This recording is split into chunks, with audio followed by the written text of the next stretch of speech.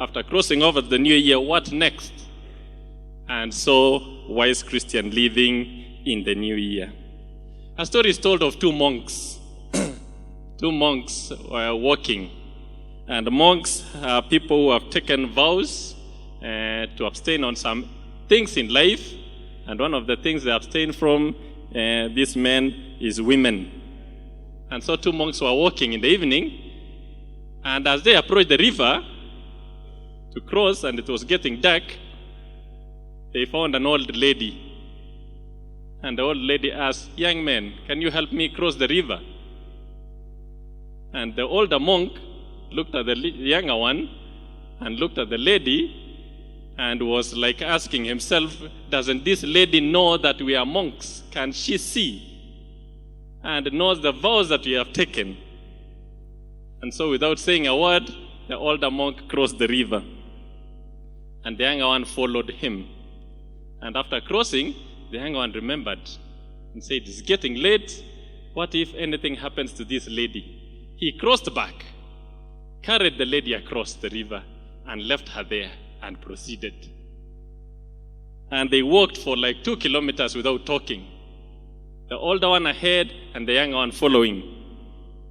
And after like 2 kilometers, the older one asked the young one, "What is that? What did you just do?" And the younger monk responded, "What did I do?" He said, "You carried the lady across the river. Don't you know you are a monk?" And the young one said, "I only carried her across the river and left her there.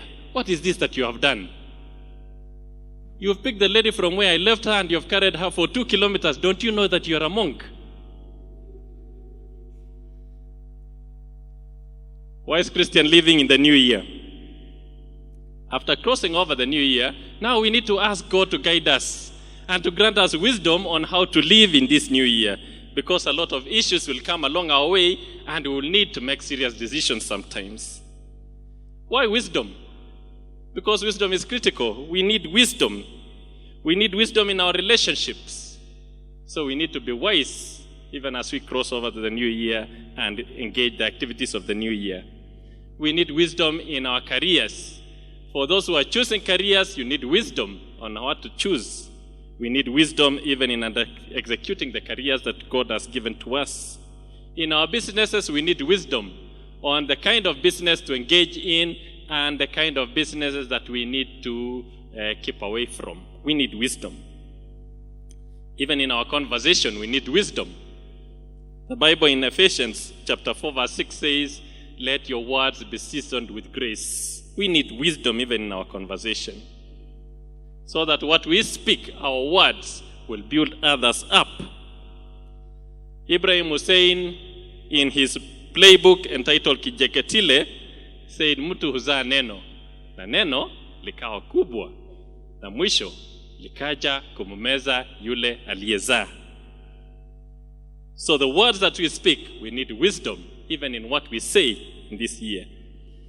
Even in our prayers, we need wisdom, so that as we offer our prayers to God, we offer prayers that are full of wisdom. They always say, be careful with what you pray for, because you may get exactly that. So we need wisdom in what we pray for. In the old mythology, Greek mythology, a story is told of King Midas. And King Midas lacked wisdom in his prayers. He was wealthy already, but because of lack of wisdom and being overtaken by greed, he prayed to the gods. And he prayed to the gods that whatever he touches would turn to be pure gold, because he wanted wealth, more wealth, greed. And Dionysus, the god of wine and feasting, heard his prayer and granted to him. And for a short while,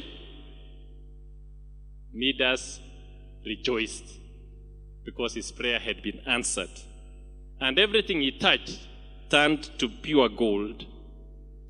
But wait a minute, it wasn't long that he noticed that actually he had made a wrong prayer, because everything he touched turned to pure gold. His table, as he touched the table, it turned to pure gold. When it was time for lunch, He touches his food, it turns to pure gold. It was time to sleep. He touches his blanket and the beddings, they turn to pure gold. And so, soon, the next day,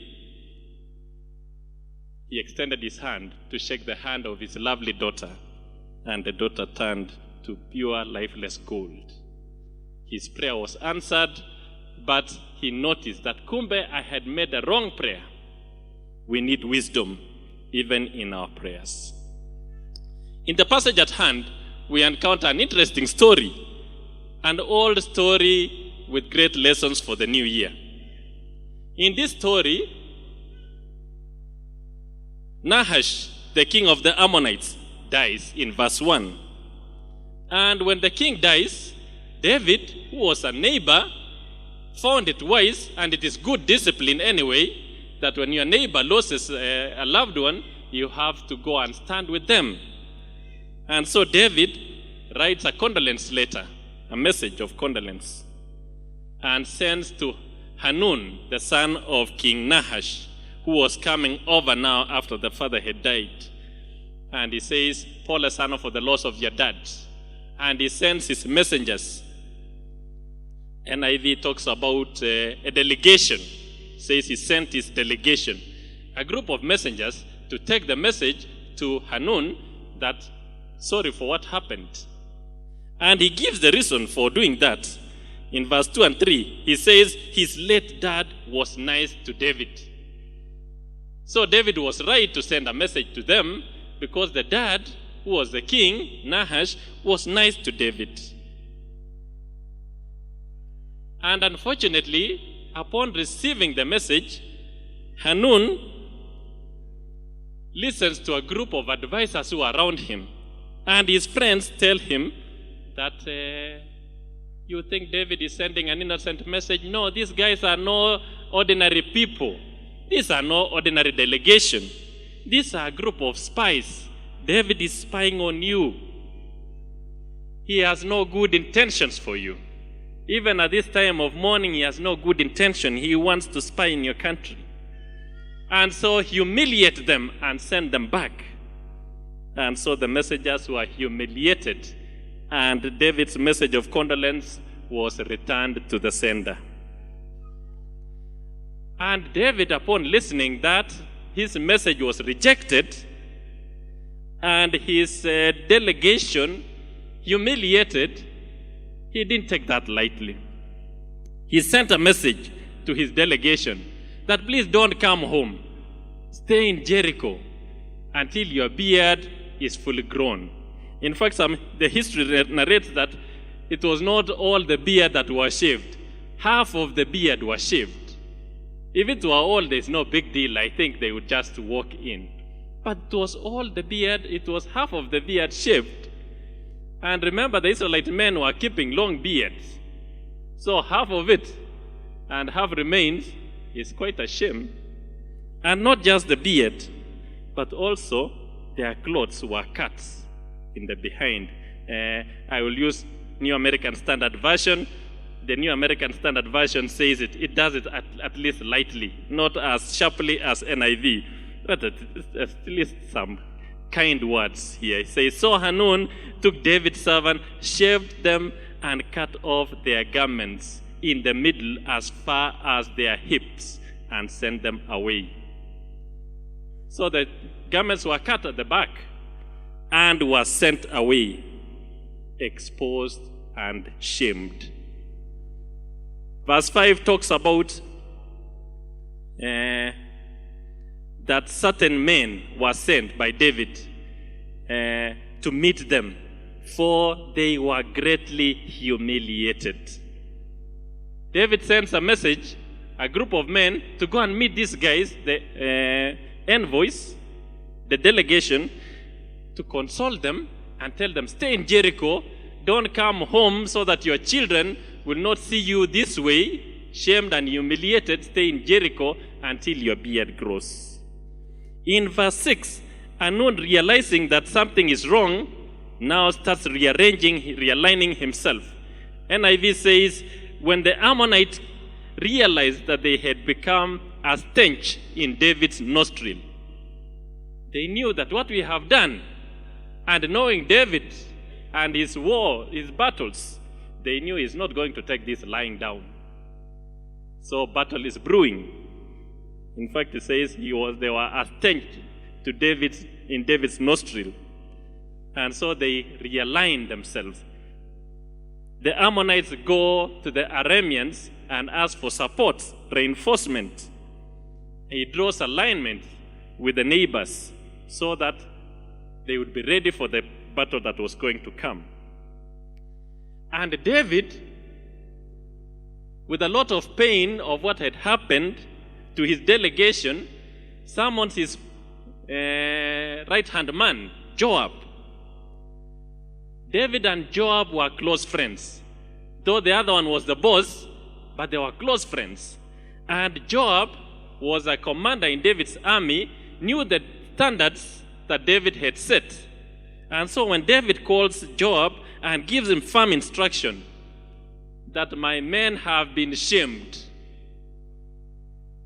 and have been exposed and humiliated, you have to avenge for them.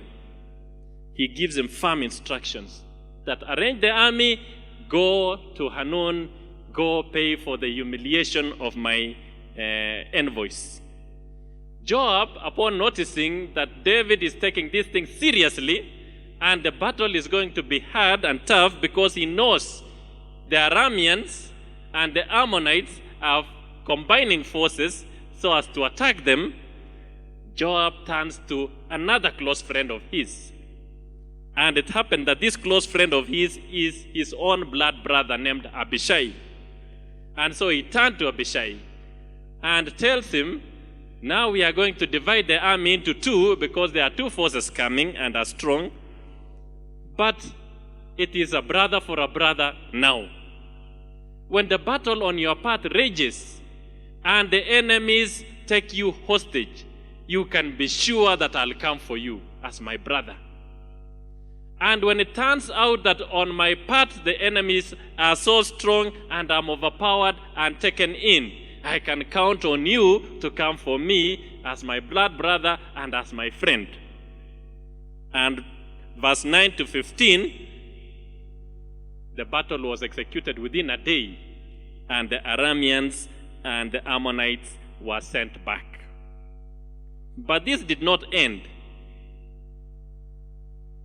In verse 16 to 19, the group went again and regrouped and came back. And this time they were even more determined. They say this time we are not just going for Joab, we are going for David himself. And so they came back. They attacked. Strong forces. But the Bible records also that this time they were overpowered. And they were greatly overpowered to the point of causing untold destruction. The Bible records that 40,000 men were dead and 7,000 chariots destroyed. And with this painful lesson, chapter 19, verse 19 concludes that the Arameans vowed not to rush into helping the Ammonites ever again. A very painful lesson learned concludes the chapter. Wise Christian living in the new year. What does this passage bring to our attention for us to think through as we begin the new year? And as we engage in the activities that are going to come along our way in the course of this year. Allow me to bring, church, to our attention 4 lessons, 3 or 4 lessons for our reflection and thinking through as we engage the year and the activities that lie ahead.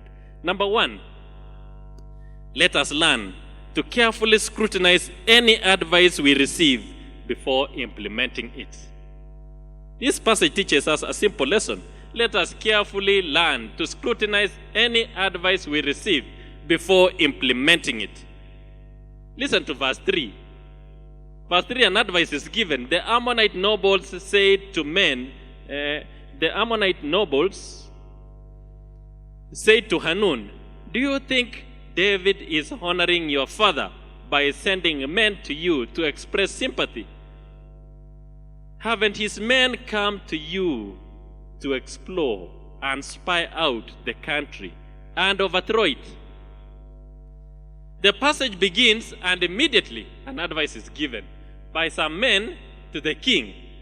And the advice is, these are no ordinary men. These are spies coming to spy on you. So don't just receive the message. And the king, without careful scrutiny of the advice given, takes it and implements it as it is. And the loss is quite devastating. Let us learn as the year begins that not all advice we receive are to be implemented as is. Carefully scrutinize it. Carefully scrutinize it. Lack of careful scrutiny in this passage led to heavy losses. 40,000 soldiers plus 7,000 chariots. In fact, plus 7,000 men on chariots, that accounts to 47,000 men lost. And these are not just ordinary men lost. These are soldiers.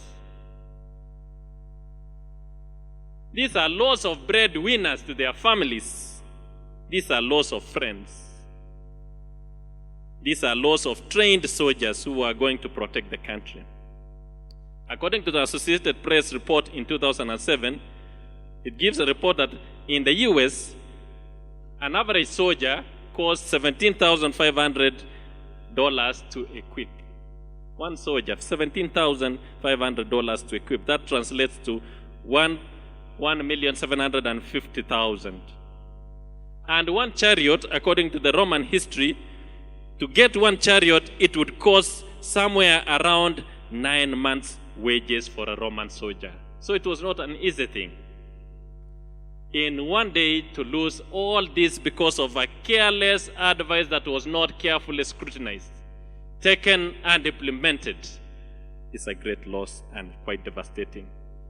Church and my friends, let us carefully scrutinize any advice you receive before implementing. There will be so many advice that you will receive along the way in life. Carefully scrutinize it before implementing. During the time of Rehoboam, lack of careful scrutiny led to the split of the nation of Israel. When Solomon was gone and now the son Rehoboam was taking over leadership, and Rehoboam turns to advice. Men who are full of wisdom come, who had walked with his father, come and give him an advice. That please, the taxation was just too heavy because your dad had 1,000 wives around him.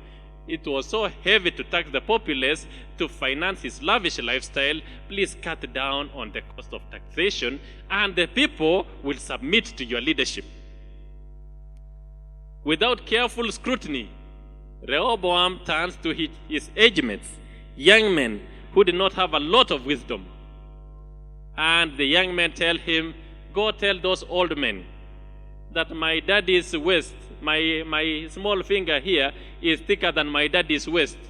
So if my daddy was whipping you with whips, I will scorch you with scorpions. And what happened?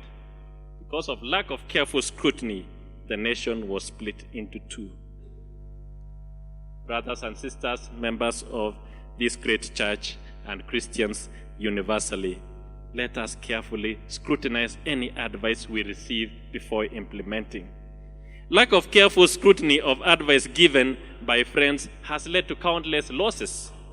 Broken marriages, because somebody gives an advice to a friend, and the friend, without careful scrutiny, goes and implements the advice without a careful scrutiny.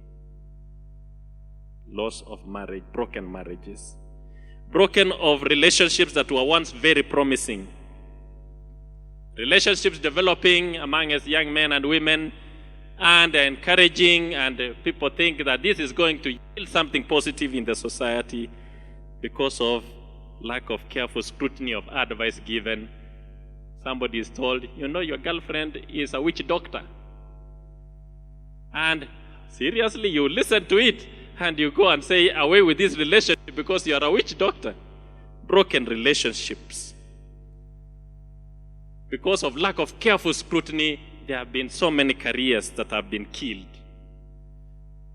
Somebody's advised that you think that business, that company that you're working is not going anywhere. It is going under receivership next month. And so anza kujipanga. and somebody the next day, without careful scrutiny and careful thoughts, hands in resignation letter. And what happens later is devastating to the family.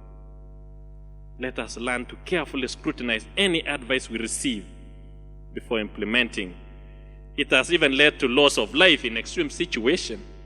I told you of a young lady who was advised by friends that when you are expectant, your husband will handle you with care like an egg, so you can say anything to him and he will not stretch his hand to you, only to meet a frustrated man. And the lady, without careful scrutiny, goes and says whatever she wanted to say to the husband, and the husband says, "Me, I will finish you." And the lady says, "You want to finish us with a baby?" Oh, to a frustrated man. She was kicked 32 times and with a panga was chopped to so many pieces. Careful scrutiny. Any advice you receive, carefully scrutinize before implementing. Hanun took the advice from the men without careful scrutiny and implemented, and the loss was quite devastating, not just to him, but also to the nation as a whole. Lesson number 2. Lesson number 2 is a warning, actually, in verse 4. Let us learn not to shame or expose innocent people. Let us learn not to shame or expose innocent people. After Hanun received the message and the advice from the friends, he actually decides that I'm going to shame these ones. He shaved half of their beard and cut off their clothes, exposing their behinds. In fact, they did 3 things to humiliate and shame them. Number 1, they shaved off half of their beards. In Leviticus chapter 19, verse 27, Israelite men wore beards. So for them to be shaved half and sent was great humiliation and shame. In fact, David instructed them to remain in Jericho until the beard grew, meaning that it was shameful for them to appear without beard. You can also read in Isaiah chapter 15, verse 2. Number 2, the second thing they did to shame and humiliate them, they cut off their garments in the middle. Exposing their makalio.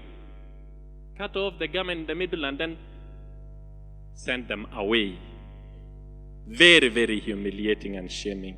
And number 3, he sent them exposed.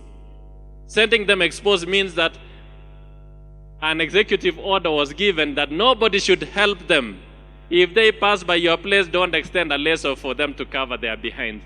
Wacha tu wapite kwa barabara, let the people laugh as they are passing. Great shame. They were exposed. And this caused David a lot of pain. And he took a step to avenge. And what came out of it was devastating. Church, let us learn not to shame or expose innocent people. We live in a digital age where everything is online. And there's a madness that has come up in the world that people shame others online. Innocent people are shamed online for things that maybe it did happen or never happened at all, but people are shamed. Shaming innocent people, church, is unbiblical, it is unethical, it is unchristian, it is of the devil. Let us learn not to shame or expose innocent people. A young man here in this country took a lady out to a private place, and when the lady was naked, he had his hidden camera somewhere, and after that uploaded whatever was happening on YouTube. Shaming and humiliating this innocent soul. I wonder where this son of the devil came from. But it's unfortunate. Let us learn not to shame or humiliate innocent people. Because of the shame and humiliation that happened on David's men, David's response was quite devastating. A great loss to the families and a great loss to the country. Number 3, The third lesson that this passage brings to our attention as we live wisely in this new year, let us learn to invest in good, trusted friends. Church, let us learn to invest in good, trusted friends. Good relationships. If we are to be told today to outline or to write down the kind of friends that we have as true friends, I don't know if you have any whom when the things get thick for you, you know I can turn to so and so and he can take care of it as I would. David in this passage had one trusted friend named Joab, who happened to be his commander in the army. And he trusted him to avenge for his humiliated messengers. In other words, David was saying to Joab, I would have done it myself, but I'm putting that responsibility on your shoulders. Do it with precision that I would have done it myself. And Joab, noticing the magnitude of this responsibility laid on his shoulders, turned to another trusted friend, who is actually very, a good news here, that this trusted friend that Joab had happened to be Abishai, his brother. And so Joab says to Abishai, his brother, now the responsibility given to me by the king is so great and it's so bloody. And I can only trust you to cover me, and you can count on me to cover you for this assignment. And the two of them went and executed the assignment given to them. Let us learn to invest in good, trusted friends this year. Invest in that. Work very hard to have good, trusted friends, good relationships around you this year.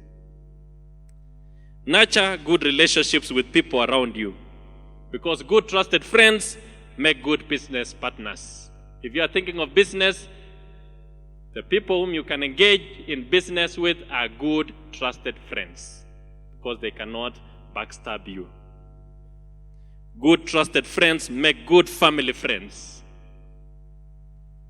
We live at a time when people even don't know their neighbors.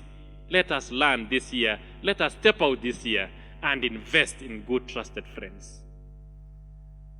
Get to know your neighbors. Get to make relationship, friendship with them. Good, trusted friends make good neighbors. Make your neighbors good, trusted friends. Invest in that. It doesn't come easy. We have to invest in it. Good, trusted friends make good spouses. For the young men and women in the church, are you listening? I will repeat this for you again. Good, trusted friends make good spouses.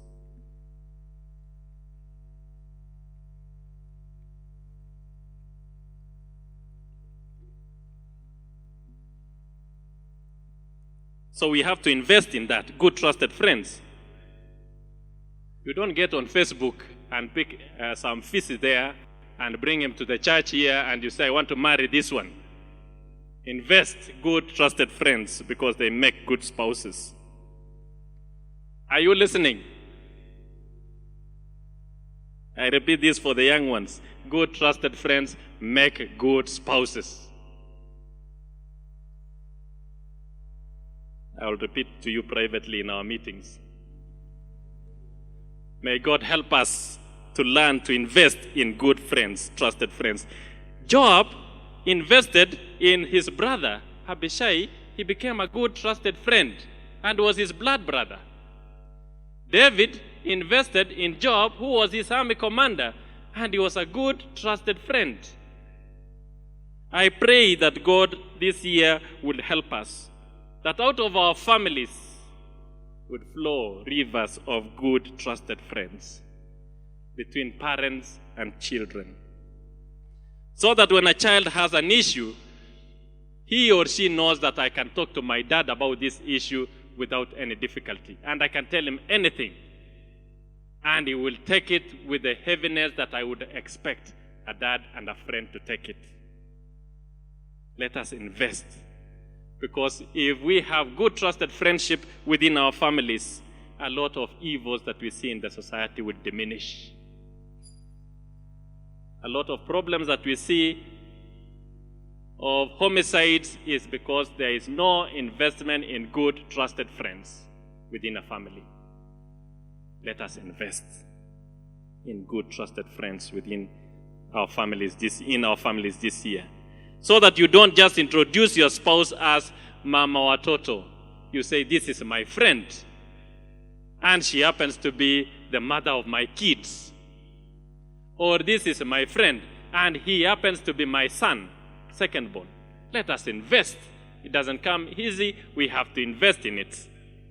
May the Lord help us to do that. And lastly, lesson number 4 that comes to our attention from this passage.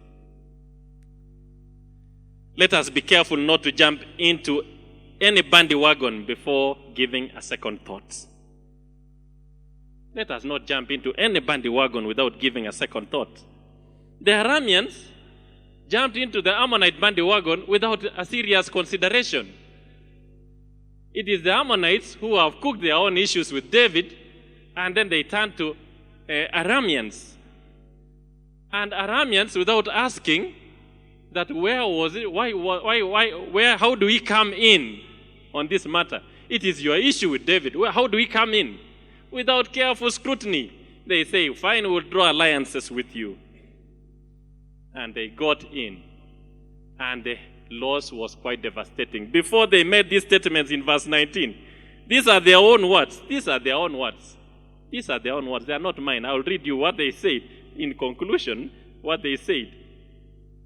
The last part of it says, so the Arameans were not willing to help the Ammonites anymore. How does Amplified say? Amplified say, nor would the Syrians longer help the Ammonites. By the time they got into that bandwagon, by the time they were out of it, they lifted up their hands and they said, siku ingine, we will not try this at home. We will not try this. We will not jump into it. Let us be careful not to jump into any bandwagon without giving a second thought. The Arameans resolved that we will not engage again in such a kind of an affair without giving a serious thought. In families, how many marriages have ended up in the rocks because a spouse wanted to apply what they saw in Hollywood movies without giving a second thought?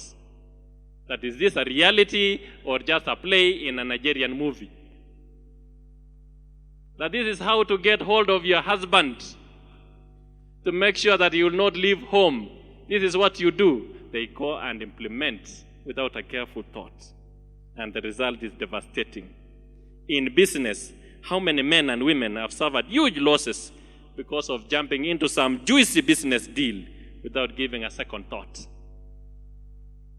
How many people have suffered huge losses for jumping into pyramid schemes without careful thoughts because of the mentality of get rich quickly?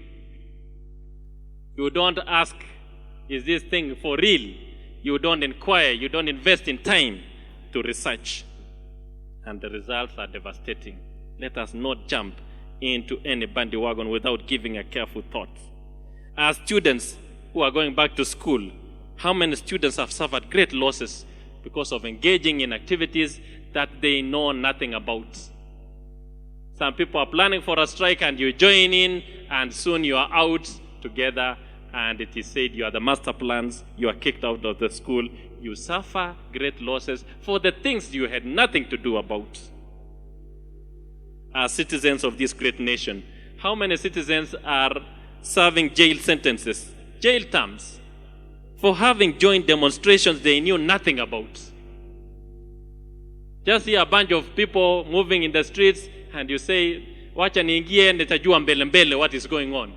You are arrested, you are put in prison, you serve a jail term, and you are asked, why are you in prison? You have no idea. By the time you say, I will not repeat this again, you have wasted heavily, heavily. By the time the Arameans said, we are not going to serve the Ammonites again, the loss was already too huge and quite devastating. Church, may the Lord bless us as we walk into this year to carefully think about these things. And may He, by His grace and mercy, help us that we will always make wise decisions as Christians in this new year. May the Lord bless us.